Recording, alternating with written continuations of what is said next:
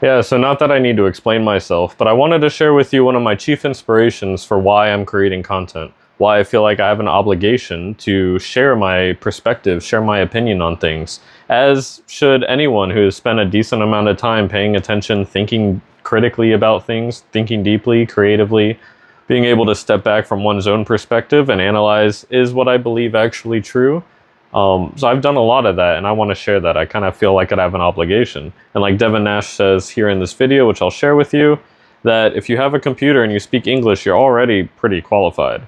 So if you're more than that, if you've done things, you're actively living life in a way where through privilege you have your needs met and you're able to expand beyond. Sometimes it is a matter of fortune or whatnot, but share your thoughts. This is how we work together as a democracy to find the best thing. Anyway, I carry on. Watch this video.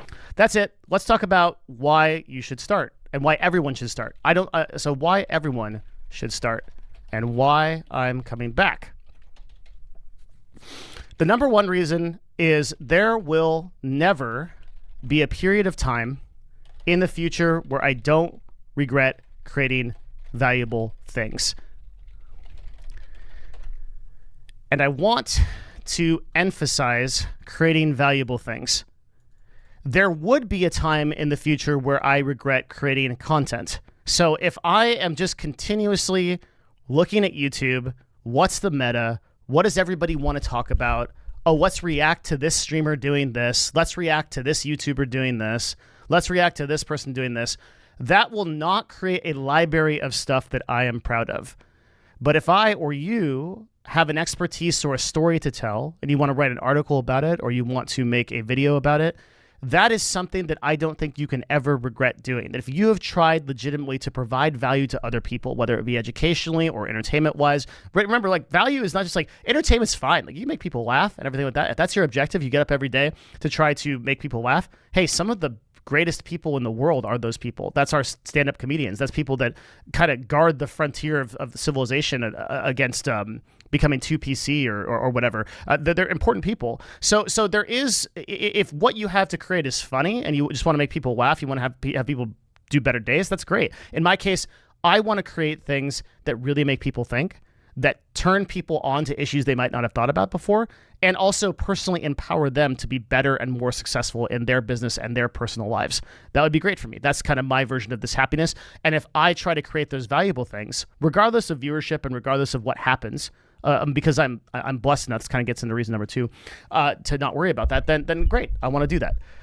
And that kind of goes to the second point, which is I believe I have an obligation, and obligation is a pretty important word, pretty big word, to create, because I have a blessed life, and you probably do too if you're English speaking, and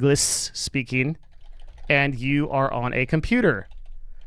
Then you've been afforded many things that other people don't have, and you probably have a ability to upload something to YouTube or write something on a blog or something like that that would be interesting to somebody else to read and consume. Because if you remember, what I talked about was storytelling.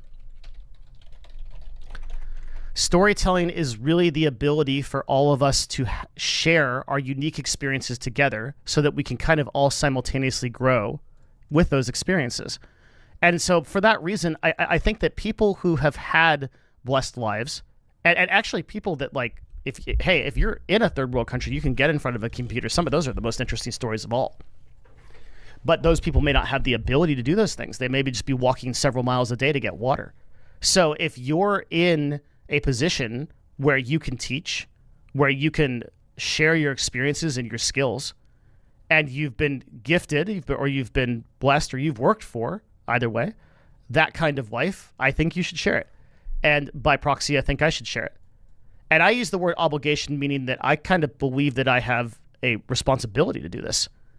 And that if something I say can be useful, then I ought to talk about it. Next one is a long one, and that is that every story is interesting, and storytelling is literally the basis, kind of going back to the first thing, of human development / evolution. I talk about societal evolution, right? Whether you tell a story to a friend, spouse, whoever, your community. It makes you a better person to share ideas and hear feedback from others.